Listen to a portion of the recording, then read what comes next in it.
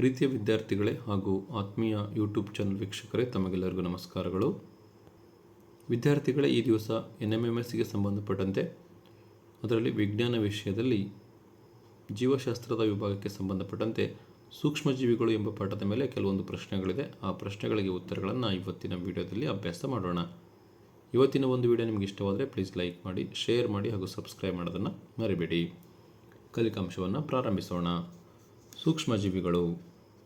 58ನೇ ಪ್ರಶ್ನೆ. ಬೇಕಿಂಗ್ ಉದ್ಯಮದಲ್ಲಿ bread, pastry ಮತ್ತು ಕೇಕ್ ತಯಾರಿಸಲು ಈಸ್ಟ್ ಬಳಸುತ್ತಾರೆ, ಏಕೆಂದರೆ ಇವು ಏನು ಮಾಡ್ತವೆ? ಈಸ್ಟ್ ಬಳಸೋದ್ರಿಂದ ವೇಗವಾಗಿ ಸಂತಾನೋತ್ಪತ್ತಿ ನಡೆಸುತ್ತದೆ ಮತ್ತು ಕಾರ್ಬನ್ ಡೈಆಕ್ಸೈಡ್ ಉತ್ಪತ್ತಿ ಮಾಡುತ್ತದೆ. ಸೊ ಈಸ್ಟ್ ಕೆಲಸ ಏನಪ್ಪ ಅಂದರೆ ವೇಗವಾಗಿ ಸಂತಾನೋತ್ಪತ್ತಿ ನಡೆಸುತ್ತದೆ ಮತ್ತು ಕಾರ್ಬನ್ ಡೈಆಕ್ಸೈಡನ್ನು ಉತ್ಪತ್ತಿ ಮಾಡುತ್ತದೆ. ಹಾಗಾಗಿ ಬೇಕಿಂಗ್ ಉದ್ಯಮದಲ್ಲಿ ಈಸ್ಟನ್ನು ಬಳಸ್ತಾರೆ. 59ನೇ ಪ್ರಶ್ನೆ. ಒಂದು ಚಮಚದಷ್ಟು ಈಸ್ಟ್ ಪುಡಿಯನ್ನು ಸಕ್ಕರೆ ದ್ರಾವಣಕ್ಕೆ ಸೇರಿಸಿ ಅದನ್ನು ಬೆಚ್ಚಗಿನ ಸ್ಥಳದಲ್ಲಿ ಇರಿಸಿ 4 ರಿಂದ 5 ಗಂಟೆ ಮುಚ್ಚಲಾಗಿದೆ. ಈಗ ದ್ರಾವಣದ ವಾಸನೆ ಬದಲಾಗಿದೆ. ಇಲ್ಲಿ ನಡೆದಿರುವ ಕ್ರಿಯೆ ಏನು? ಫರ್ಮೆಂಟೇಷನ್ ಆಗಿರುತ್ತೆ, ಹುದುಗುವಿಕೆ. ಒಂದು ಚಮಚದಷ್ಟು ಈಸ್ಟ್ ಪುಡಿಯನ್ನು ಸಕ್ಕರೆ ದ್ರಾವಣಕ್ಕೆ ಸೇರಿಸಿ ಅದನ್ನು ಬೆಚ್ಚಗಿನ ಸ್ಥಳದಲ್ಲಿ ಇರಿಸಿ 4 ರಿಂದ 5 ಗಂಟೆ ಮುಚ್ಚಲಾಗಿದೆ. ಈಗ ದ್ರಾವಣದ ವಾಸನೆ ಬದಲಾಗಿದೆ. ಇಲ್ಲಿ ನಡೆದಿರುವ ಕ್ರಿಯೆ ಹುದುಗುವಿಕೆ ಕ್ರಿಯೆ ಆಗಿದೆ. 60ನೇ ಪ್ರಶ್ನೆ. ಲಸಿಕೆಗಳು ಅನೇಕ ರೋಗಗಳಿಂದ ರಕ್ಷಿಸುತ್ತದೆ. ಹಾಗಾದರೆ ಇದನ್ನು ಉತ್ಪಾದಿಸುವುದು ಸತ್ತ ಅಥವಾ ದುರ್ಬಲ ಸೂಕ್ಷ್ಮಜೀವಿಗಳಿಂದ. ಲಸಿಕೆಗಳು ಅನೇಕ ರೋಗಗಳಿಂದ ರಕ್ಷಿಸುತ್ತವೆ. ಹಾಗಾದರೆ ಇದನ್ನು ಉತ್ಪಾದಿಸುವುದು ಸತ್ತ ಅಥವಾ ದುರ್ಬಲ ಸೂಕ್ಷ್ಮಜೀವಿಗಳಿಂದ ಲಸಿಕೆಗಳನ್ನು ತಯಾರು ಮಾಡ್ತಾರಂತೆ. Dead and weakened microbes. Next question. ಜೀವಿಗಳು ಮತ್ತು ಅವುಗಳ ಕ್ರಿಯೆಯ ಸರಿಯಾದ ಹೊಂದಾಣಿಕೆ. ಜೀವಿಗಳು ಮತ್ತು ಅವುಗಳ ಕ್ರಿಯೆಯ ಸರಿಯಾದ ಹೊಂದಾಣಿಕೆ. ಆಪ್ಷನ್ ಡಿ, ರೈಜೋಬಿಯಂ, ನೈಟ್ರೋಜನ್ ಸ್ಥಿರೀಕರಣ. ರೈಜೋಬಿಯಂ ಇದು ನೈಟ್ರೋಜನ್ ಸ್ಥಿರೀಕರಣ, ಇದು ಸರಿಯಾದ ಹೊಂದಾಣಿಕೆ ಆಗಿದೆ. 62.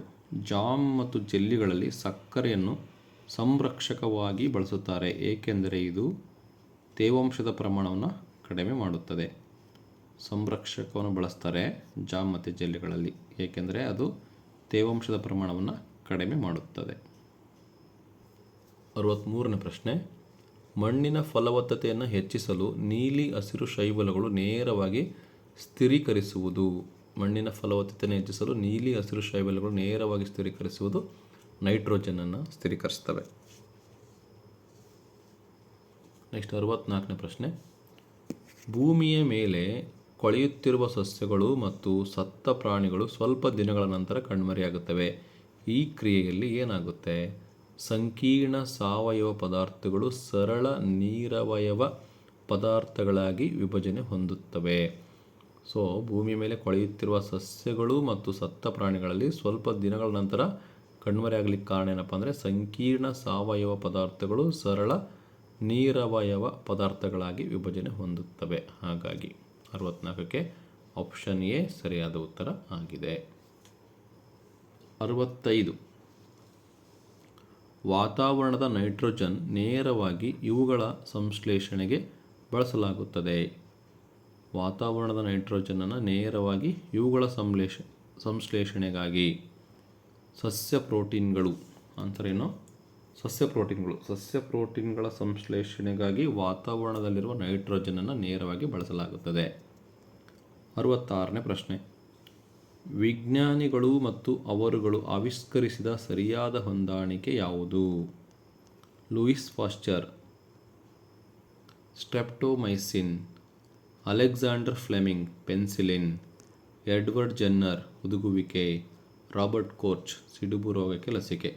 ಸೊ ಇದರಲ್ಲಿ ಸರಿಯಾದ ಹೊಂದಾಣಿಕೆ ಅಲೆಕ್ಸಾಂಡರ್ ಫ್ಲೆಮಿಂಗ್ ಅವರ ಪೆನ್ಸಿಲಿನ್ ಆವಿಷ್ಕಾರ. ಇದು ಒಂದು ಸರಿಯಾಗಿದೆ, ಇನ್ನು 3 ರಾಂಗ್ ಆಗಿದೆ. ಸೂಕ್ಷ್ಮಜೀವಿಗಳಿಗೆ ಸಂಬಂಧಪಟ್ಟಂತೆ ಇದು ಕೊನೆಯ ಪ್ರಶ್ನೆ. 67ನೇ ಪ್ರಶ್ನೆ. ಹೇಳಿಕೆ ರೈಜೋಬಿಯಂ ನೈಟ್ರೋಜನ್ ಸ್ಥಿರೀಕರಣಕಾರಕ. ರೈಜೋಬಿಯಂ ನೈಟ್ರೋಜನ್ ಸ್ಥಿರೀಕರಣಕಾರಕ. ಕಾರಣ ಇವು ನೈಟ್ರೋಜನ್ ಸ್ಥಿರೀಕರಿಸುವ ಜೀನ್ಗಳನ್ನು ಹೊಂದಿವೆ.